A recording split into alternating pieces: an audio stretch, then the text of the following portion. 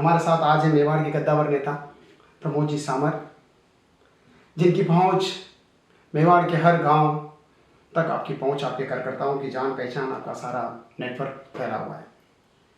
चुनाव के अंदर टिकट मांगने वालों की दावेदारी भी आज आने लगी है। कल जिस तरह से लॉटरी का आवंटन हुआ है सब तरफ, SC, ST, OBC, जनरल सीटें, ऐसा एक चीज़ ये बताइए आप कि जिस तरीके से अभी 1.5 साल तक अधिकारियों ने शासन किया है, उससे पहले आप क्या मानते कि एंटी इनकम्बेंसी इस बार पार्टी के खिलाफ जाएगी, क्या है? नहीं, कोई एंटी इनकम्बेंसी नहीं है। प्रशासनिक अधिकारियों ने जिस व्यवस्था को संभाला वो एक व्यवस्था का भाग था, क्योंकि नगर निगम का कार्यकाल पूर्ण हो चुका था और उसके पश्चात वन स्टेट वन नेशन पे जो कवायद हुई कि पंचायत राज और नगर निकाय एक साथ चुनाव हो, और जिन जिन के पहले चुनाव हो चुके हैं उनकी समय सीमा 5 साल कब पूरी होती, उन सब के बीच का ये समय निकला है। और प्रशासनिक व्यवस्था आदरणीय भजन लाल जी शर्मा के नेतृत्व में राजस्थान के मुख्यमंत्री जी ने स्वयं ने भी जिलों पर जाकर के सीधी बातचीत करके कार्यकर्ता सत्ता संगठन के साथ काम किया। इसलिए कोई ऐसा नहीं है, खूब काम हुआ है, अच्छे काम हुए। शहर के अंदर महापौर जैसे जनरल सीट आई है तो महापौर पद के कई दावेदार हैं, जिसमें एक नाम आपका भी शहर के अंदर लिया जा रहा है।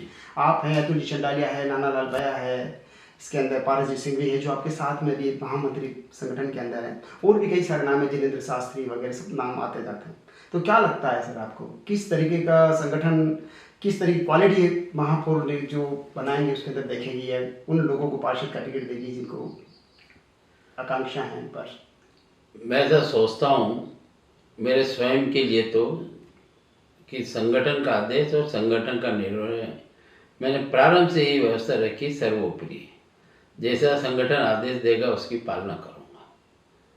दूसरा, जो अन्य बंधु बहन हैं जो भी इस दौड़ में हैं या जिनको लगता है कि हमको भी इस सत्ता और संगठन के रहते हुए एक व्यवस्था होती है, उस व्यवस्था में ये अवसर आया है तो हमको भी ये अवसर मिले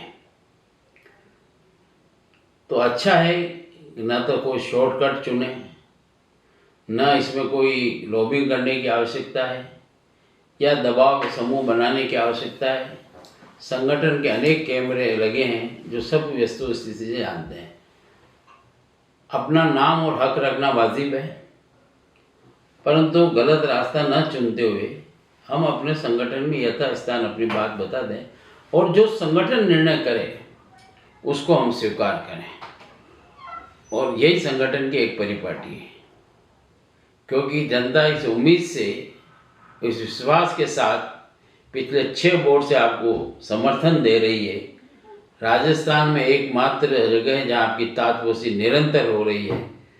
तो यह एक ऐसा अवसर आया कि 7वां बोर्ड श्रेष्ठतम परिणाम के साथ मिले तो उसके अनुकूल हमारा व्यवहार आचरण भी रहे और संगठन के निर्णय को सदैव सर्वोपरि मानते हुए उसका अनुसरण करें। ऐसी क्या चीज़ें आप देखेंगे हर, अगर किसी को पार्षद का टिकट देते उसके अंदर क्या क्या क्वालिटी होनी चाहिए? वैसा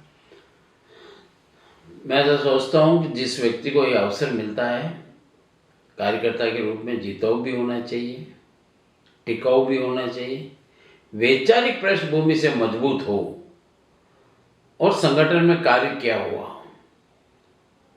और जनता के बीच में उसका निरंतर संपर्क हो तथा निर्णय लेने की क्षमता के साथ जनता के सुख दुख में खड़ा रहने वाला व्यक्ति हो। तो मैं सोचता हूँ कि जो मतदाता है उसको लगेगा कि अपने ही बीच में कोई कार्यकर्ता पदाधिकारी हमारा पार्षद बना है, क्योंकि ये सेवा का सबसे बड़ा सुदृढ़ माध्यम है और धरातल सेवा का सीधा सीधा संपर्क मतदाता है। तो आपकी जवाबदेही भी बढ़ती है, कर्तव्य भी बढ़ता है, निर्वहन भी करना आवश्यक है। तो आपको योग्यता के साथ चयन अगर अच्छा होगा तो जनता खुश रहेगी और जब आपका कार्यकाल पूर्ण हो तो जनता ये कहे कि वास्तव में ऐसा पार्षद होना चाहिए। तो ऐसा मापदंड हम भी अपनाएं कि लंबे समय से काम करने वाले, अनुभव रखने वाले क्षेत्र में, और कुछ युवा भी हो सकते हैं तो जिन्होंने अन्य संगठनों में काम किया है, तो हमारा मापदंड निश्चित रूप से निष्पक्ष हो, पूर्ण पारदर्शिता से हो। यही व्यक्ति को इसमें से चयन हुआ हो बिल्कुल स्पष्ट हो, ऐसे व्यक्ति का चयन करना चाहिए। जिस तरीके से दीनदयाल जी के सिद्धांत है उस पर भी आप खरे उतरते हैं। कई बार आप बताते हैं कि सबसे अंतिम व्यक्ति जो पंक्ति के अंदर बैठा है उसका भी कल्याण हो, उसका भी फायदा हो, वो भी संगठन के अंदर काम करते हैं। इसके अंदर क्या प्रतिक्रिया रहेगी आपकी? देखो, दीनदयाल जी ने जो लक्ष्य दिया, दर्शन एकात्म मानववाद और लक्ष्य अंत्योदय, और ये कहा कि हमेशा सत्ता का उपयोग करना है, उपभोग नहीं करना है। उपयोग करने का मतलब बिल्कुल आपके काम की इतनी पारदर्शिता हो, एक एक योजना उस अंतिम छोर पे बैठे हुए व्यक्ति के लिए हो जिसका सामाजिक आर्थिक उन्नयन आपको करना है। यानी कि उसको बिना दलाल और बिचौलिए उसको सीधा लाभ मिले, स्वाभिमान और स्वावलंबन के साथ वो व्यक्ति खड़ा हो और आर्थिक दृष्टि से मजबूत हो, और वो भी समाज में अपने आप को महसूस करे कि मेरे अग्रणी खड़े हुए सब बंधु बहनों मैं भी एक हूँ, और किसी की दया से नहीं, किसी की परिक्रमा से नहीं, परिश्रम से हो। इस हेतु यदि हमने वार्डों में काम करने की प्राथमिकता रखी, क्योंकि वार्ड में सब तरह के मतदाता हैं, परंतु उन मतदाताओं वह भी मतदाता हैं जिनकी आज भी मूलभूत आवश्यकताओं की पूर्ति नहीं हुई है। लाइट, पानी, सड़क, सफाई, ये तो व्यवस्था हैं, पर अनेक परिवार ऐसे हैं जिनके छोटे छोटे विषय हैं और लंबे समय से वे उपेक्षित रहते हैं, उत्पीड़ित रहते हैं, प्रताड़ित रहते हैं। तो जब तक हम उनके बीच में जाके नहीं बैठेंगे, उनकी समस्याओं को सुनेंगे नहीं, उनके मन में क्या अपेक्षाएं हैं और हम किस सीमा दायरे तक दे सकते हैं, तो उसका पूरा निर्वहन करना चाहिए। जिस तरीके से अभी शहरी सेवा जो शहरी सरकार है, जिसने पट्टों के लिए बहुत सारी प्रॉब्लम आई, लोगों को पट्टे नहीं मिल पाए, इससे शहर के अंदर कई परिवार दुखी हैं, आक्रोश भी है उनके अंदर। जब हम शहर में जाते हैं, सबसे बात करते हैं, तो कई बार ये समस्या आती है, इसका निराकरण सर कैसे हुआ? जबकि मुख्यमंत्री विरोध में थे उस समय, उसके बाद ये काम नहीं हो पाया अधिकारियों के साथ। नहीं, ऐसा है कि पट्टों की जो वैधानिक प्रक्रिया वो निश्चित रूप से पूर्ण होकर के पट्टे देने चाहिए। पहले तो मैं पट्टे देने के पूर्ण रूप से पक्षधर हूँ कि पट्टा निश्चित रूप से दिया जाना चाहिए,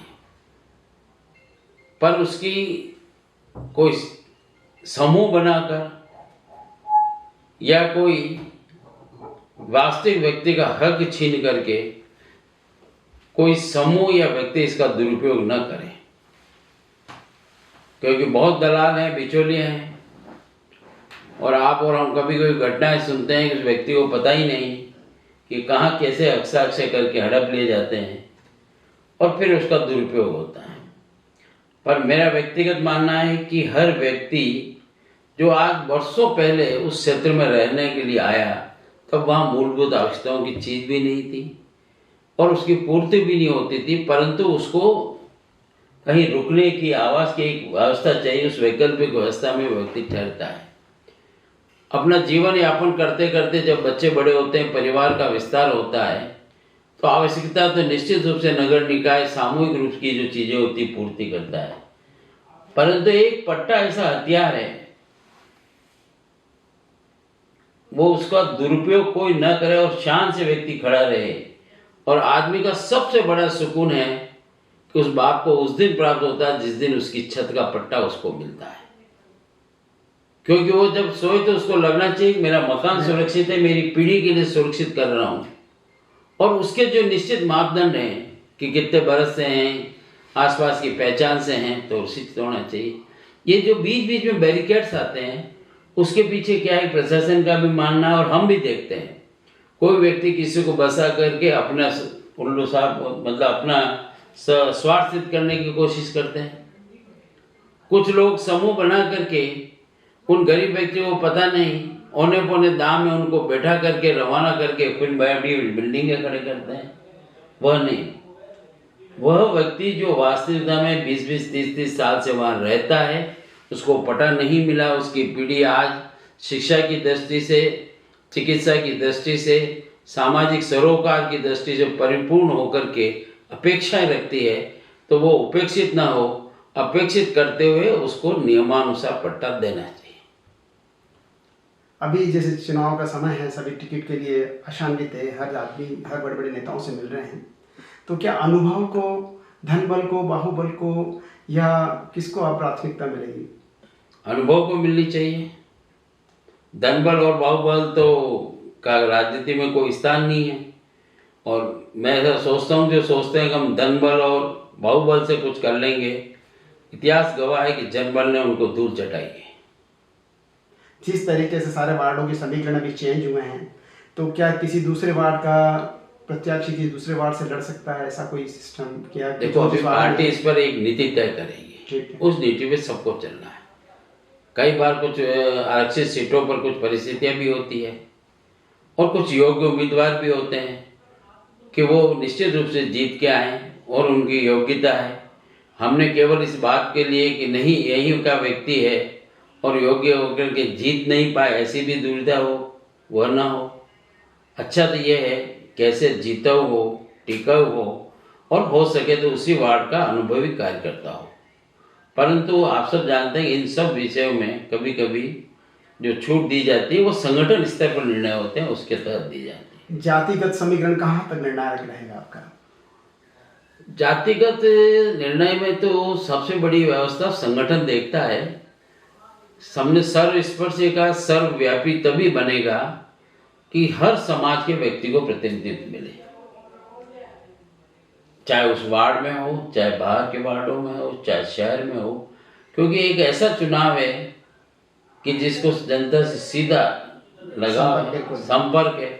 तो हर समाज भी अपेक्षा रखता है कि हमारा भी एक जनप्रतिनिधि न्यूनतम उस टोली के अंदर हो, और ये सामाजिक सरोकार है। युवाओं की तरफ आपका क्या फोकस रहेगा? युवाओं को अवसर देना चाहिए, निश्चित देना चाहिए, पर सभी का संतुलन साथ हो, क्योंकि युवाओं में बहुत बड़ी ताकत है। और आज के वर्तमान परिप्रेक्ष्य में वो युवा अपने आप को जिस कर्म शक्ति के आधार पर काम खड़ा करता है और नवाचार और नवीन तकनीकों को अपनाता है, उसका लाभ मतदाता को निश्चित मिलेगा।